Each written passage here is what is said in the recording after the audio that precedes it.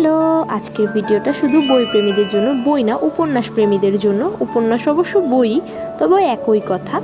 তো আজকে একটা উপন্যাস অর্ডার করেছিলাম, সেটাই আজকে আমি খুলছিলাম। তো এটার প্যাকেজিং কোয়ালিটিটা কিন্তু বেস্ট, কারণ তোমরা দেখতেই পাচ্ছ আমি অনেক টানাটানির পর এটাকে আমি খুলতে পেরেছি। যাই হোক, ভিতরে এই কার্ডটা দেখে আমার মনটা জুড়িয়ে গিয়েছে। এটা আসলে কেন দিয়েছে আমি জানি না, তবে কার্ডটা অত্যন্ত সুন্দর এবং এটার মধ্যে লেখা কথাটাও অত্যন্ত সুন্দর। আর বুকস লাক্সারি থেকে তোমরা পেয়ে যাবে এই সুন্দর বই বা উপন্যাস, যাই হোক কিছু একটা। তোমরা এখানে সব ধরনের উপন্যাসই ওনাদের পেজে পেয়ে যাবা, তাও অনেক বেশি রিজনেবল প্রাইসে। এটা হচ্ছে সালমান হাবিবের একটা বই।